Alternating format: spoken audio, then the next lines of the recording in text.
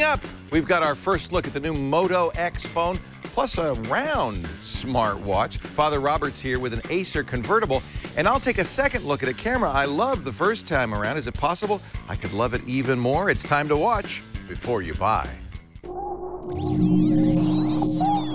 Netcasts you love. From people you trust. This is Twit.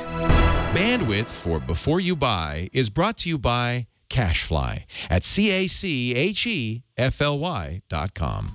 Before You Buy is brought to you by Harry's. For guys who want a great shave experience for a fraction of what you're paying now, go to harrys.com. Get $5 off your first purchase by entering the code Before You Buy when you check out.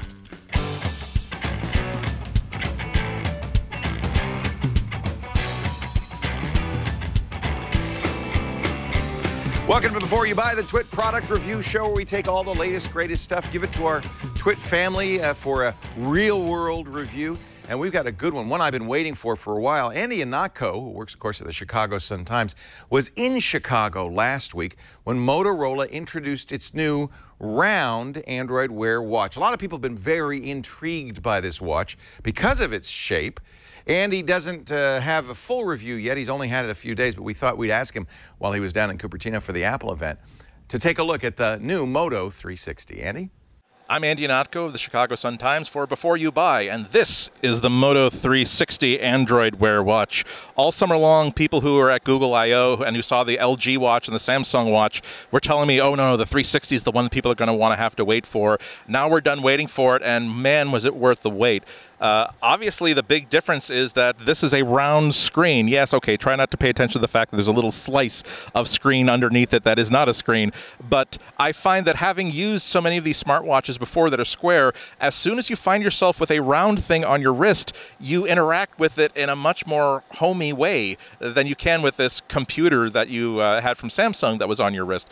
I'm really liking it a lot. I was also pleased that on my wrist, now I'm a larger guy and I am a guy, and so it looks pretty good on my wrist. In photos and videos, it looked like it might be honkin' huge, and it is certainly large-ish for a man's watch, but it's certainly not ridiculous. I have been wearing it every hour of every day since I got it about 6 days ago, and not once has anybody ever, I've caught anybody staring, which is not what happened when I first tried Google Glass, let me tell you that. So I think that you don't need to worry too much about it being too big. On a lady's wrist, it's definitely a fashion choice. It will be up to you to decide whether it's a good choice for you. But yes, it will attract attention. Although I have been paying more attention to the sizes of watches that people wear these days. And I've been seeing some women with watches that are as big as this. The big thing that I really like about it, though, is this is the best expression of Android Wear. It does run the exact same features, the exact same functions, in more or less the exact same way as it does on any other Android Wear watch. But the fact that you've got this nice little touch button, meaning that you don't have to necessarily have skin contact with the screen in order to make it work, makes it a very more intimate experience. If you haven't used Android Wear before, what I really like about it is the fact that if you've used the Pebble smartwatches, you are looking at your destination device. Your destination is this wristwatch, and you're going to be interacting with this wristwatch. And your wristwatch can listen to your phone and maybe take notifications from your phone, but mostly it's cool because you run special apps on it that do wonderful things and maybe connect through your phone to other services. What I like about Android Wear is that there is such a tight level of intimacy between the watch on your wrist and the phone that's in your pocket, and that's the big payoff. The apps that are written for Android Wear that run really well let you leave the phone in your pocket. As a matter of fact, there really isn't necessarily such a thing as an app for this watch. All there are your podcast catcher app. You upgraded from version 2.4.2 to version 2.4.3, and with that little upgrade, it includes support for this watch, where if you're running your podcatcher app and you notice that, and that app notices that, oh, he's got a Moto 360 on his wrist, so all of a sudden, if I'm listening to podcasts in the car, it will add a little bit of a music player tile to the screen. So I really, really like that. It really fits in with what I think a wearable, how I think a wearable can really help you out. There's so many tasks where you don't need to take the phone out of your pocket. You don't need to unlock it. You don't need to drill down into an app, because all I really want to do is I want to tap it. I want to say, take a note.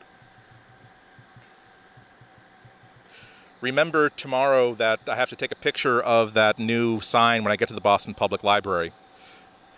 And it does the text-to-speech immediately, and now I've got an Evernote Evernote stuck there. This would have been, yes, okay, a lazy 15-second operation on my phone, but why do I have to reach into my pockets? People 10 minutes ago were seeing me think, oh, where did I put that phone? Because I got so many pockets, and I'm doing a keynote, I've got papers everywhere. When it's right here, and all you need is take a note, boy, that works so great. So bottom line is that I think this is the best Android Wear watch that's been released yet. And the other thing is that it's not yet a product that everybody will have a use for. But what I think is that there are a lot of people who are dismissing Android Wear watches because they're thinking, why would I want to have a computer on my wrist? And goodness gracious, isn't that big and ugly and stupid looking?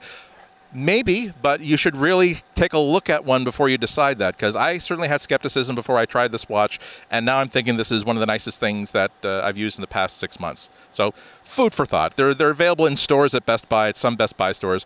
Maybe while you're getting out there getting a frozen yogurt, if there's a Best Buy nearby and they have one of these Moto 360s, go in and take a look. For Before You Buy, I'm Andy Ihnatko. Thanks for watching.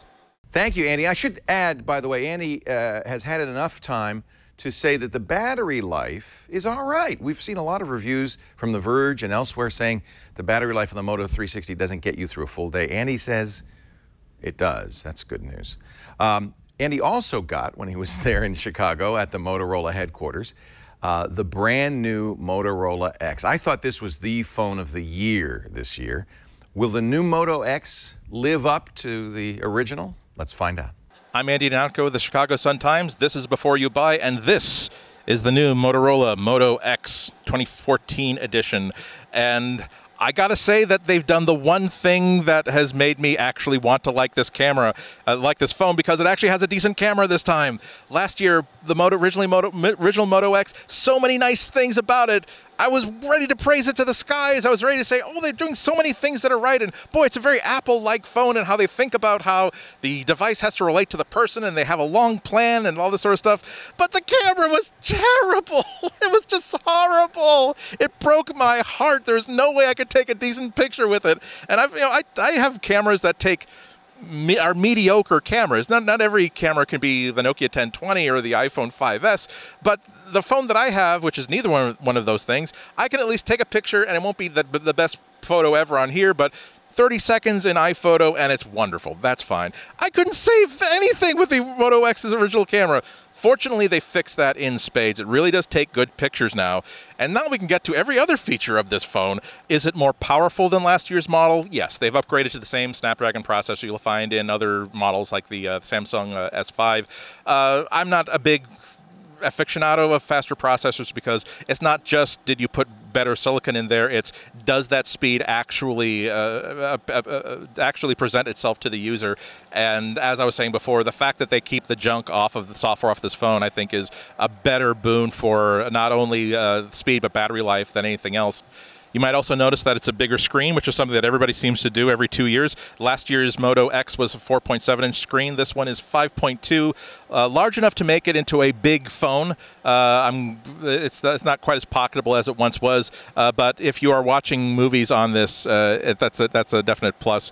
And the other thing that I haven't mentioned is that now the front-facing camera has been upgraded. Now it actually takes full 1080p HD video from the front-facing camera. I've been shooting some YouTube videos with this over the past 3 or 4 days, and it's really, really nice. One thing that I'm glad that they kept, though, and this is such a silly thing to point out, is this little dimple in the back there.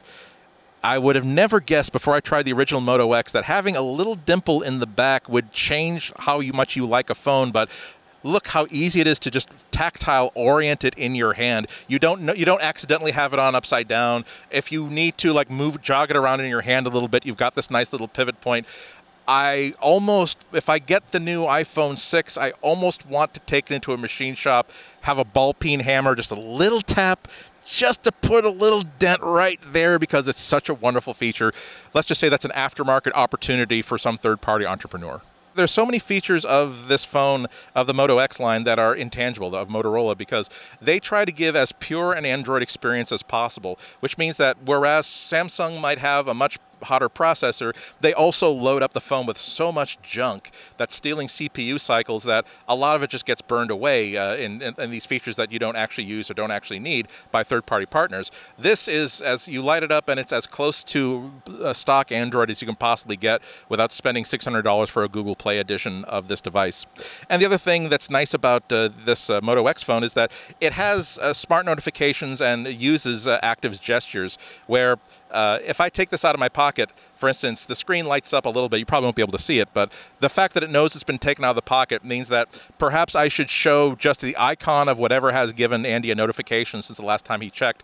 If I've got this face up on a table while I'm eating and the screen has darkened, I can simply wave my hand over it, genie-like, and once again, it won't wake up. It will just simply glow a little bit to show me, okay, it looks like I've got a Twitter notification, and if I want to actually see what it is, I can tap on that thing and stroke down, and it will just simply reveal that one notification, all without my having to figure out whether it's worth my taking it off the table or picking it up and that sort of stuff. I also like the motion gestures they do. I use this all the time.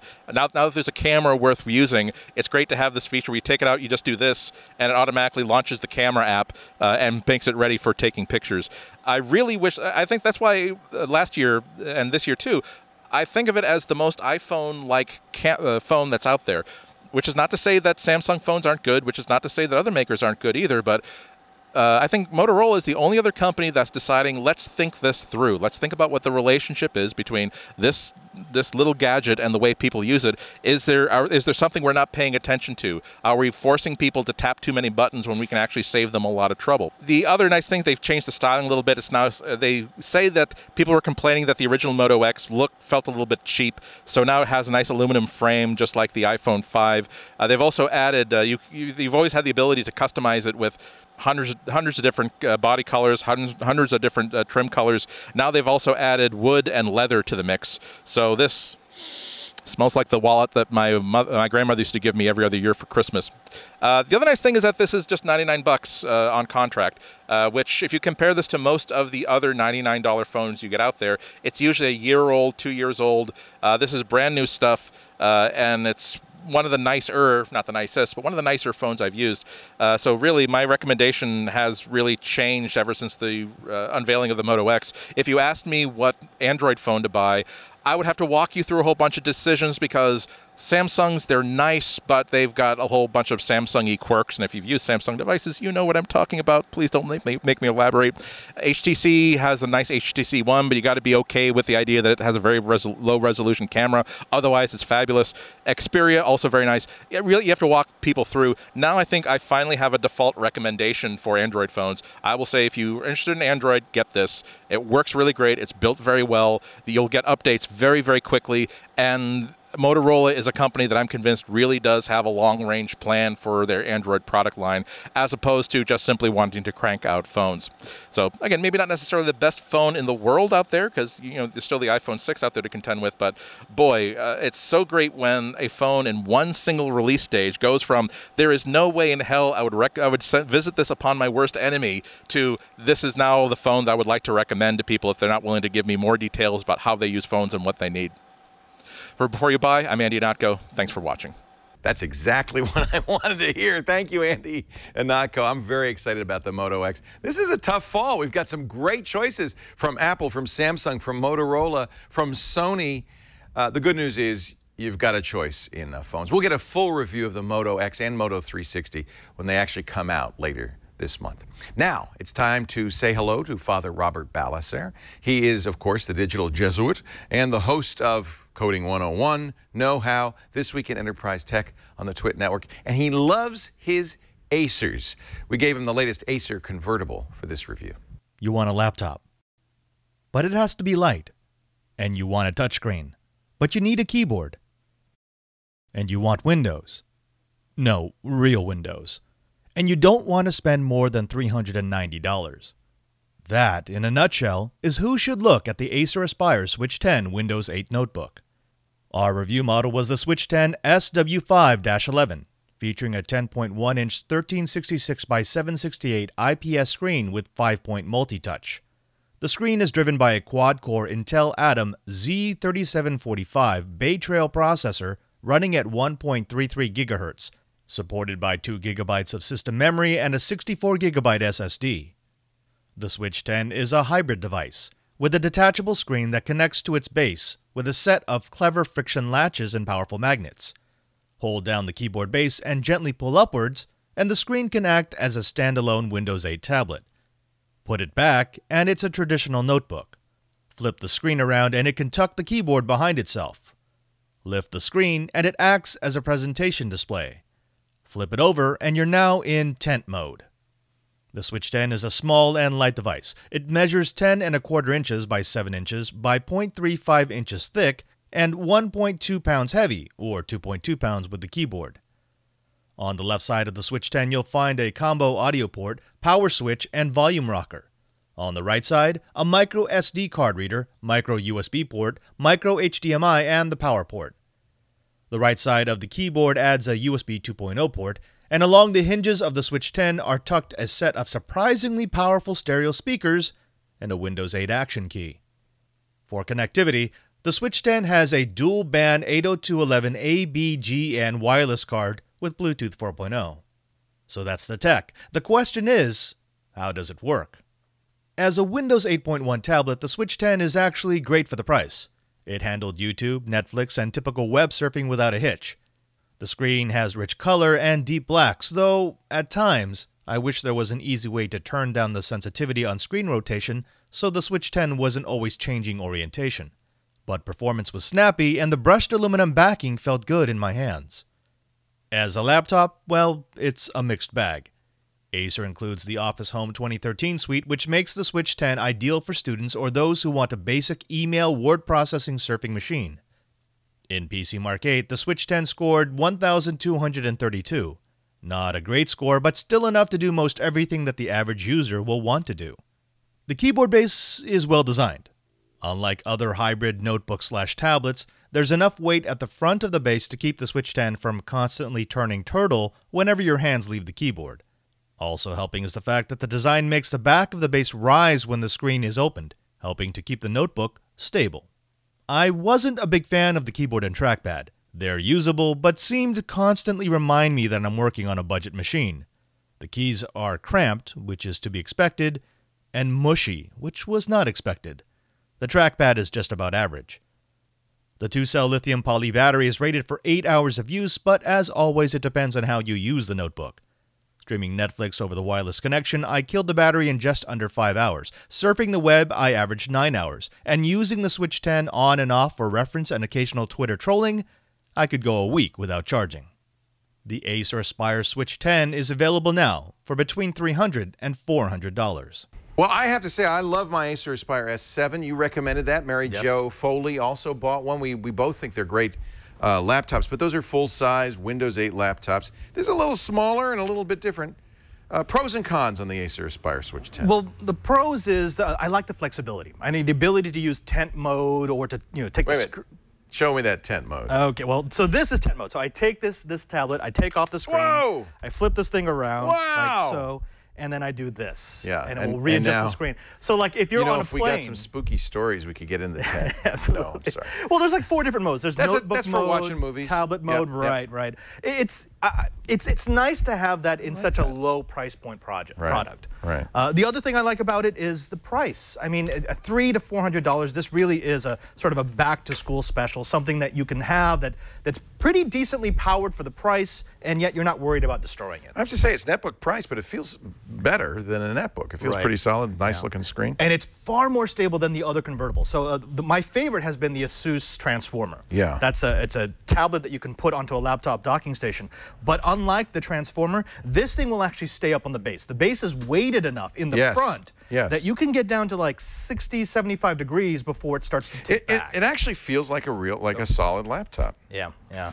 Now, on the cons, it's a $400, $300 device, so you're going to have some build issues. The biggest thing is the keyboard and the trackpad. It's substandard. I mean, let me be honest about that. If you're typing a lot, you're probably going to want to get an external keyboard just because it's so mushy. But if you want something that could be a tablet and at the same time can be, you know, a full-featured Windows 8 device. Like, for example, I'm running my channelizer on this. This is a show this, Chad. This is kind of cool. This is a program. So you're using it as a tablet. Right, I'm using it as a tablet, but right now it's showing me all of the RF energy inside the Brickhouse Studio.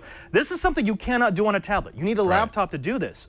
But because this runs full Windows 8, it's you know, it's going to be able to run software like this, and that's always a good thing.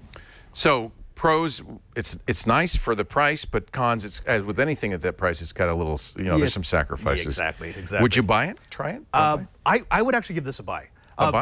If you compare this to something like the Acer S7, you're going to be disappointed. But the Acer S7 is 4 times more. Yeah, right, exactly. Right, exactly. So if you are looking for something, say, back to school for a student, if you want full Windows 8, not some funky Windows RT device, this is pretty good. This is a buy.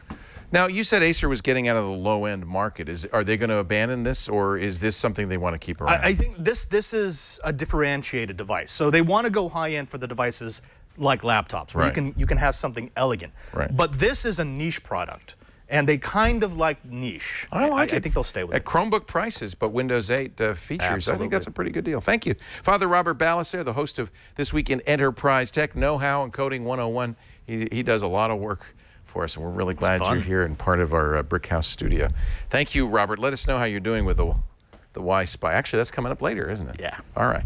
Another review item. Right now, though, let's take a walk across to Chad. He's running the board. Should I just walk over there? Yeah, just mosey on over here. Mosey on over. And I'll say hi to you once you get over here. Chad Johnson is, of course, the host of OMG Craft and the Giz Wiz, the new show Read It Up. Yeah, OMG Craft will be a Microsoft show soon. Did you hear that? Yeah. Now, that's just a rumor. Wall Street Journal is saying that Mojang has been purchased by Microsoft for $2 billion. Yeah, that's what they're saying. You know, you came to me and you offered me $2 billion for a 40-person company. I'd take it. Yeah, I believe Notch might be the sole owner of that company. I'm not sure if they have investors or anyone. Nice. Yeah, that would be very nice. Right. He's not suffering. Yeah. So we gave you something called the Rocki. The Rocki. So the Rocki is this little device here that that has 2 ports on it. It has a micro USB that's solely for charging. Let me guess. This is a palm cooler? Absolutely. Yeah. You got it right. No, you know, it's a speaker. It's actually a palm warmer. Sorry. No.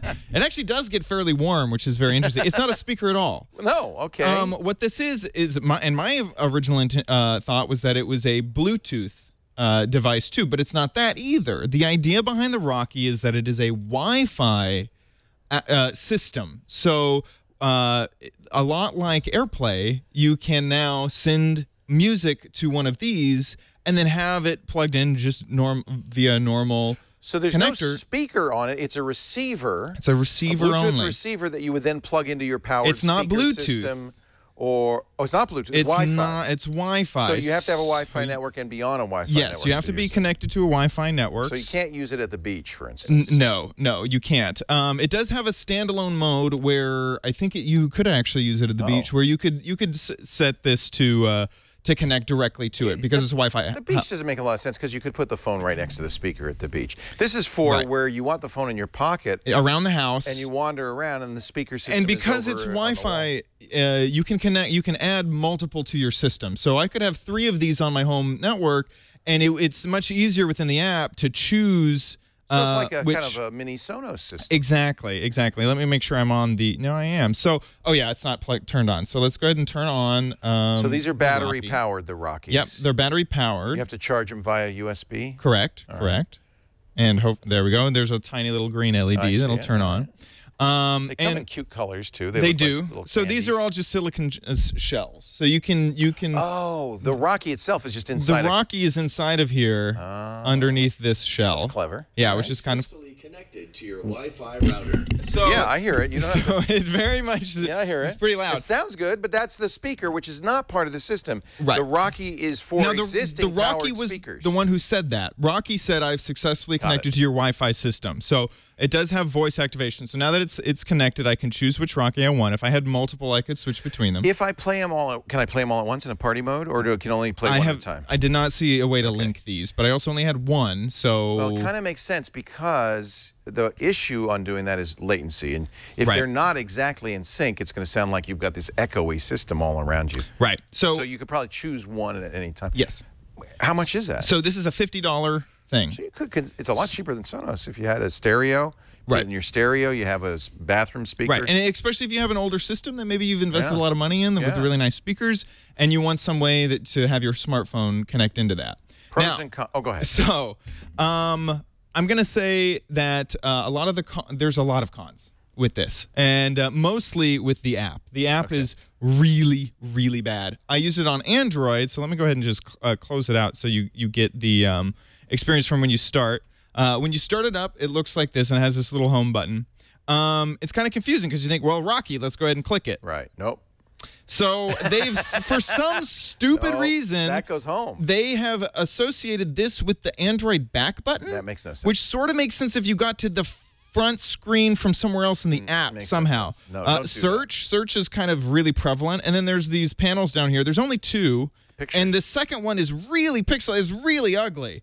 What you actually have to click on this screen is the Rocki Me Now, which is literally the smallest button on the home screen. So you go ahead and click that. Well, you'll learn that quickly. Right. Because it's a third-party app, you need to have almost all your music on the device. It only works with two streaming services, SoundCloud and Last.fm at the moment. So wait a minute, Rocki is the thing playing the music back. Yes, this is why this app is important. Yeah, this is a very important app. You have to live in the app, unless if you're on an iOS device and you can AirPlay to this the Rocki. It will take AirPlay. But for me, I was on Android. Right. So that was kind of a big bummer. They promised Spotify or there's another service in the future.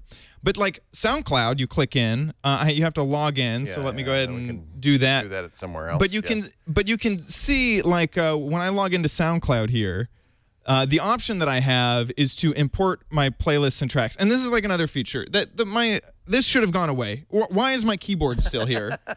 Get that out of here. Go ahead and hit import. And then it says in an Android notification at the bottom, not a pull-down notification, but an on-screen notification that it will have imported my stuff. Yeah. But where is it? The next thing that you probably would do is hit this button, which is log out. Yeah. If you go back, let me try. Go back to Rocki. So I go to artists. There's none of my SoundCloud artists are in here. This is only the artists that are on the device. The software is very rough. Oh, it's incredibly rough. Yeah. So if I actually find something from my SoundCloud, I know for a fact that this is part of it. If I click play, I do have the correct. Oh no, it switched to the Nexus 7. So let's choose the correct device. Go ahead and click it to play it. No, sorry, it's doing.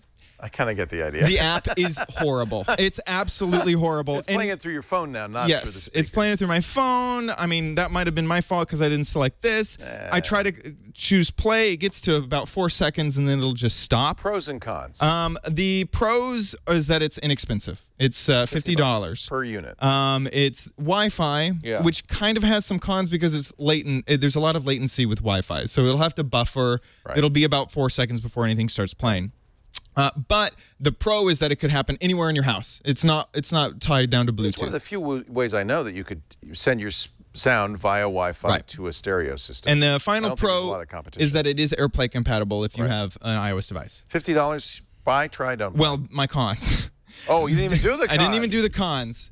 So, incredibly buggy app. SoundCloud support just doesn't really work all that well. The fact that there's tons of little bugs, like you can't drag tracks around. If you drag them above to the top of the screen where you'd expect it to keep scrolling past, it just stops. You have to let go, scroll, pick it up, and move it again.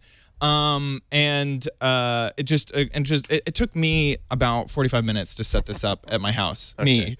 That's frustrating. So, buy, try, don't buy. This is a don't buy. Yeah, I think so. Unfortunately, it's not. It feels unless you have to have a Wi-Fi enabler on your speaker, not Bluetooth, because there's lots of those Wi-Fi enabled. Unless if this really fills your niche. I mean, for me, at best, it felt like a hack. At worst, it was incredibly frustrating. Was it a Kickstarter? It was a Kickstarter. It was. It was. Right. So maybe in next generation it'll be a little bit better. Hopefully. That's the Rocki, R-O-C-K-I, Wi-Fi adapter for sound. Don't buy, sad to say, from Chad. Thank you, Chad. No problem. OMG Craft. Soon to be by Microjang. By Microjang. Or is it Mosoft? I'm not sure. It could be Moj Soft. And of course, Reddit Up, which is what day are you doing that? We do that on Thursdays. Thursday? Yep. So we'll make sure no, Wednesdays, and then we do tomorrow. Yeah, we do that tomorrow, and then Gizwiz on Thursdays. All right. Rock on. Woohoo! That's how the kids do it. I'm gonna push you out of here. Get the heck out of here. You are a strong guy. I'm gonna walk back over here as we continue on with. Should I do the shaving thing, and then we'll introduce our newest reviewer? You think would that be a good time to shave? Is this a good time to shave, or after Joanne Tech Lover? All right. I just want to show you my Harry's. See that? Even when I say that, it sounds kind of funny. I mean my Harry's shaving kit. I love Harry's. Now, here's the deal.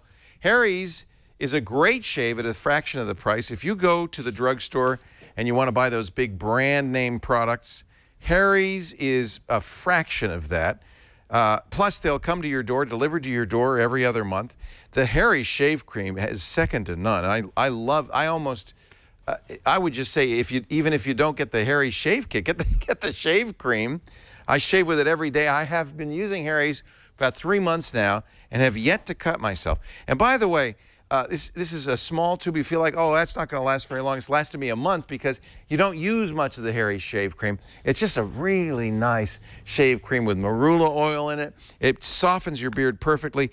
And then the pièce de résistance, the Harry's blade, which is made in their own factory in Germany. Harry's, the guy who started Harry's, actually was the same guy who started Warby Parker. He did research before he started the company. He found out there are really only 2 companies in the world that can make a great razor blade, and they're both in Germany. So he went and he bought the company. He bought the company. All right, I'm gonna shave now. You ready? You ready? Here we go. This is such a good blade. That's the other thing I was thinking. I was thinking that this morning. I don't shave as much as I used to because. And by the way, a lot of people say, oh, he's not really. No, that's a blade, 5-blade razor, beautiful German steel. I don't shave as much because I get such a close shave with Harry's. Look at that, no water, just the Harry's shave cream. Here's what I want you to do. Go to Harry's, HARRYS.com while I finish shaving, and pick out a kit. You got your Truman kit, you got your Winston kit. The Winston, which this is, can be monogrammed as well. It's a great gift for the dads in your family or anybody who shaves, frankly. And I think they're going to love it. And then you can get your razors and your blades delivered twice a month from Harry's at a very reasonable price. In fact, we're going to make it more reasonable. If you visit harrys.com and use the offer code before you buy, you're going to save $5 off your first order at harrys.com. There's the Winston set, $25. You get 2 blades, the shave cream, and of course this beautiful handle. I'm just a big fan. I know you will be too. HARRYS, harrys.com. Get your kit delivered, and then every other month, blades and cream at a very affordable price. A great gift, too, by the way. harrys.com. Good birthday present. Graduation gift. All right, we thought I've been watching for some time. This next reviewer, Joanne Tech Lover, is a reviewer. You might have seen her on Newegg. She's been doing reviews on YouTube. I really think she's great. So we thought we'd she's a gamer. We'd throw the Zabius Genius gaming headset at her. Well, not actually at her, but in her direction, and ask her for a review. Here's what we got. Hi everyone, I'm Joanne for Twit.tv, and today I'll be covering this Genius GX Gaming Zabius M gaming earphones. Here's what you get in the box. You get a user guide, of course, as well as this handy carrying case. So it's cloth and hard shell. Now let's take a look inside. Not only can you place your earphones in there, you can also put in there these things. So let's see what you get. You get 2 additional ear cushions for different size ears, large and medium. You also get this adapter in case you want to plug your earphones into a notebook or your desktop PC. So you have one for headphone and one for mic, and mic is pink, headphone is green, and do like that they color coded it for you, but in general that's what the colors are. And let's see what else you get. You get a carabiner. Look at that. Oh, I don't see these very often, but this could be very handy. Although I would probably invest in something a lot more sturdy than this if you were carrying around your earphones. And now for some headphone specs. So you get 13mm neodymium magnet drivers inside of these little earbuds, hard to fit in there. And the standard is like, what, 8mm, 10mm. So these are pretty good, especially for like the $35 price tag. And also you get 100 decibel sensitivity, as well as 16 ohms impedance and frequency response of 20 hertz to 20,000 hertz. And now for some mic specs. You get an omnidirectional mic, and you get a sensitivity of -42 decibels and frequency response of 100 hertz to 10,000 hertz, as well as an impedance of 2.2k ohms.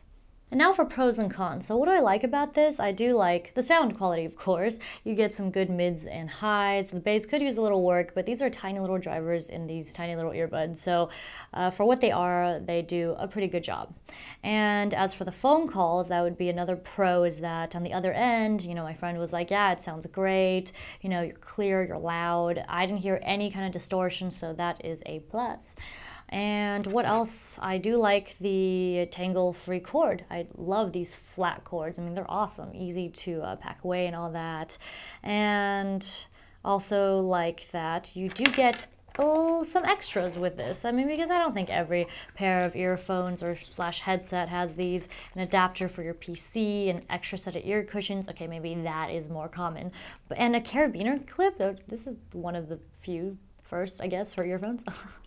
So that's it. And as for cons, it didn't sound too great when I was gaming on using TeamSpeak, and it was just, you know, it wasn't muddled on my end or anything, but on the other end, it was just, you know, in and out. The audio was cutting in and out, and that's not like ideal for gaming, but I guess if you had nothing else, this could work, because I know how expensive headsets can get, gaming headsets with the integrated mic, not integrated, I'm sorry, the detachable, you know, big mic. And so, I mean, those can range up to like 200. So for 35 bucks, I would say this is pretty decent. Now these earphones or headset, it's advertised as gaming. So for sound quality, it's great, but mic, not so great. So I would say if you are just buying this for sound, I mean, the price is great, by the way, then that would be a buy, but I would probably say don't buy if it's for gaming. So there you have it. That wraps it up for this video on this Genius GX Gaming Zabius M headset. I would call it earphones, but anyway. Once again, this has been Joanne for twit.tv. Thank you, Joanne, tech lover, and do not buy on the Zabius. We're going to see a lot more of her. I think she's really great on Before You Buy. Now, we're going to wrap things up with not exactly a full review, an update on a camera that Russell and I reviewed. Russell Tammany, our IT guy, and I reviewed a while ago. This is a really interesting story. You know, for years, the pros have been shooting with Nikon, Canon. Maybe if they had a lot of money, they'd be shooting with a Leica camera. The problem with those big DSLR cameras, they're literally big and heavy. And many of us, including some pros like my friend Trey Ratcliffe, have been very interested in the mirrorless camera systems. For a while, I've been playing with the Micro Four Thirds and even some APS-C sensor mirrorless camera systems. The lack of a mirror, the lack of a prism means that they're smaller, more compact, more lightweight. But then along comes Sony and really shakes everything up with their A7 series. These are full-frame mirrorless cameras. In fact, if I take the lens off, you can see that's the sensor right there. It's a 35mm sensor. And because it's mirrorless, you're going to not have that big prism that has to be moved out of the way. That saves on size, on bulk, and on weight. So you get a much more compact camera. The negative on the mirrorless systems is through the viewfinder view is not an actual optical view, but is a view through a camera that is tapped into the lens. I'm used to it now, and this is the first thing that you kind of have to get used to. So Sony came out with the A7, the A7R. We did a review of the A7R. We liked it a lot, but it was a quirky camera. Very happy with the pictures we were getting.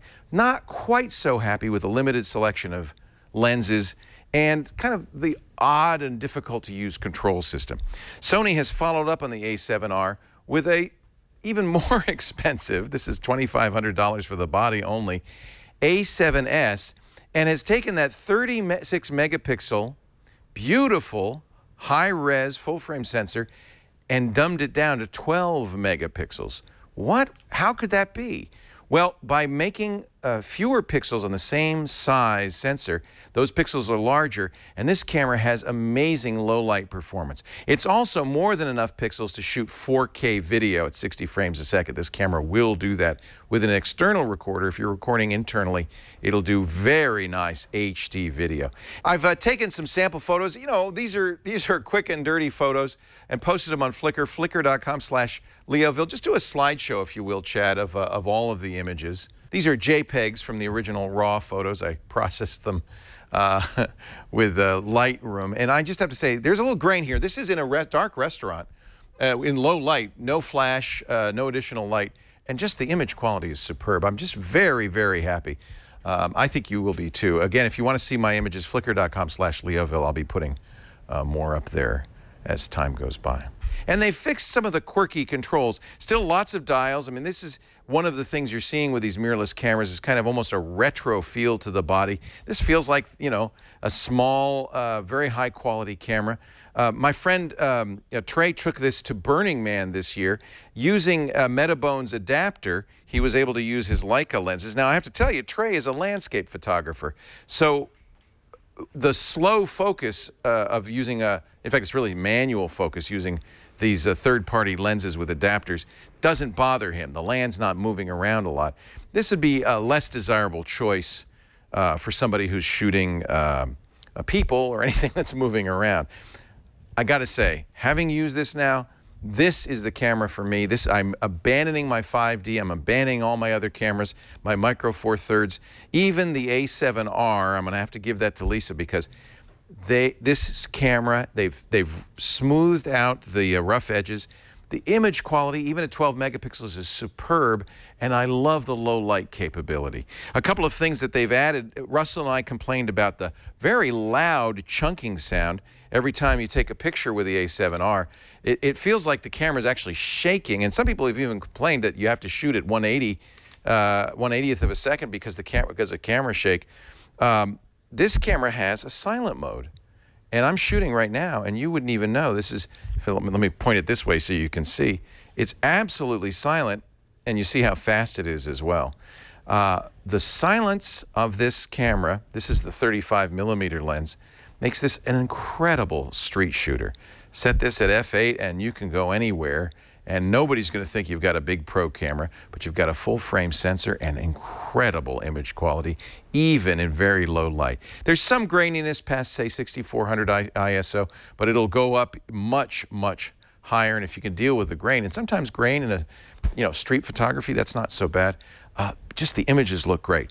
Unfortunately, still a limited choice of lenses. Sony really only has 4. This is the f2.8-35. My favorite is this 55mm f1.8. Both of these are Zeiss lenses. Sony also has a couple of zooms. Optical quality on those, not great. This f55.1.8, incredible optical quality. This 35mm, incredible optical quality.